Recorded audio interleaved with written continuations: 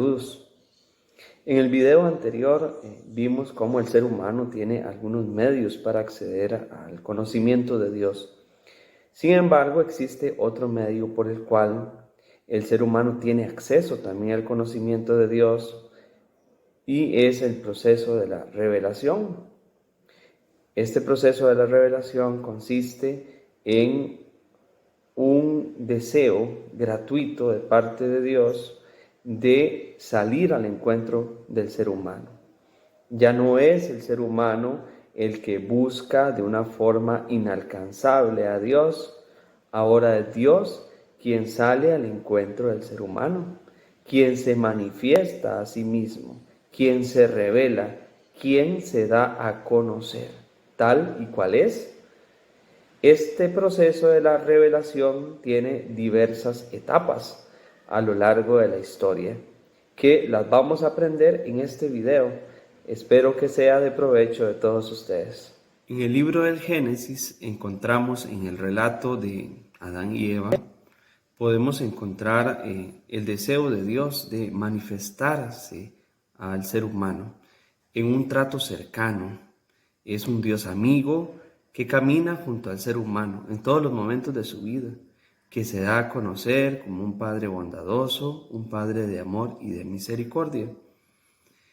Lo que se manifiesta en el jardín del Edén es el deseo de Dios de querer ser un Dios cercano al ser humano. Sin embargo, todos conocemos lo catastrófico que fue para la humanidad la entrada del pecado, la desobediencia del ser humano y el deseo del ser humano de apartarse de Dios. Y aún así, a pesar de esta terrible decisión del ser humano de querer apartarse de la voluntad de Dios, Dios no lo abandonó, no lo dejó a su suerte, sino que quiso emprender un camino de retorno, un camino por el cual el ser humano pudiera volverse hacia Dios, pudiera reconocer que Dios es la razón de su existir, como lo vimos en el video anterior, porque solamente en Dios el ser humano puede encontrar la verdadera felicidad y la verdadera razón de su existencia. Por eso Dios empieza un proceso en el cual quiere manifestar su amor y su misericordia al ser humano, para que el ser humano se vuelva hacia Dios y pueda encontrar su salvación. En el orden de la Sagrada Escritura nos encontramos con el pasaje de Noé. Recuerden que el pecado lo que vino a causar en el ser humano fue la división, la separación de aquel orden que Dios tenía establecido. Entonces, a través de la historia de Noé, Dios quiere restaurar la creación perfecta que Él había hecho y que ahora, por culpa del pecado, se ha apartado del camino de Dios.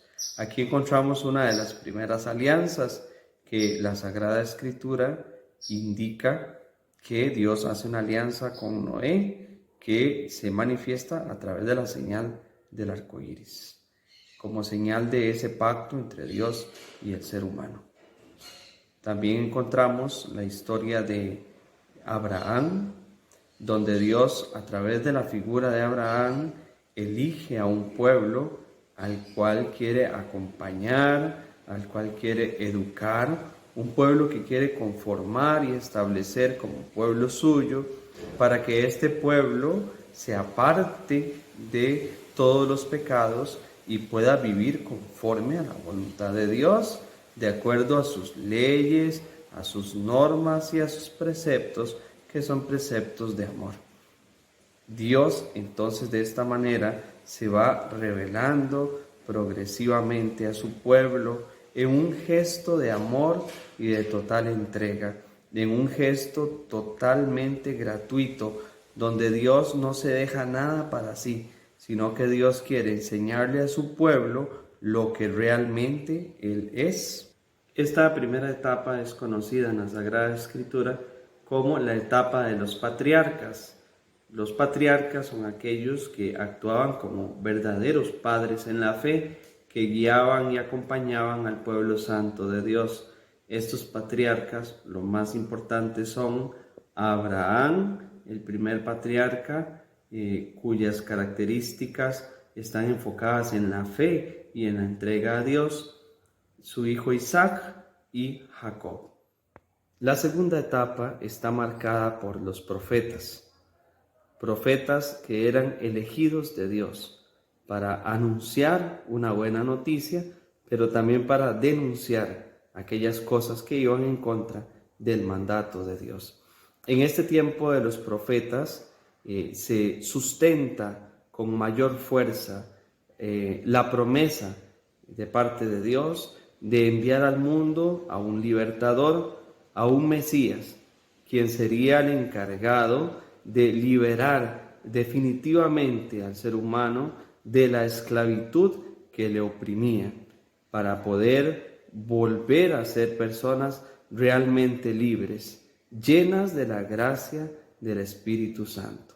A través de los profetas, Dios promete el inicio de una nueva creación y de una nueva era, donde el Espíritu de Dios actuará en el corazón de todas las personas. En la última etapa de la revelación nos encontramos con la persona de Jesucristo, quien en realidad es el principio y el fin de toda revelación, porque todo lo que Dios nos ha revelado, nos lo ha querido revelar en la persona de Jesucristo. Y basta mirar cada una de las páginas de la Sagrada Escritura para descubrir la persona de Jesucristo en cada una de las etapas de la revelación. Ya desde el puro principio, en el libro del Génesis, ya se manifestaba la promesa de parte de Dios de enviar a un libertador. También se manifiesta en cada una de las historias de los patriarcas. Se manifiesta en el anuncio de los profetas y finalmente cuando la presencia de Jesucristo se manifiesta en nosotros en el Verbo hecho carne. Así que en Cristo toda la plenitud de la revelación ha sido revelada y después de Cristo no pueden haber más revelaciones. Por eso la Iglesia tiene especial cuidado cuando hay una manifestación o una nueva revelación, porque realmente nadie puede manifestar y nadie puede revelar cosas que afecten a la revelación dada por Jesucristo. Jesucristo es el sello y después de Jesucristo no pueden haber nuevas revelaciones. Para finalizar con esta cápsula del día de hoy y para que a usted le quede más claro el concepto, revelación es la comunicación que Dios ha tenido con el ser humano, lo ha hecho de una forma gratuita y espontánea, donde Él ha querido darnos a conocer a nosotros lo que Él es, a través de la historia y de una forma particular a través de su Hijo Jesucristo. Hasta la próxima.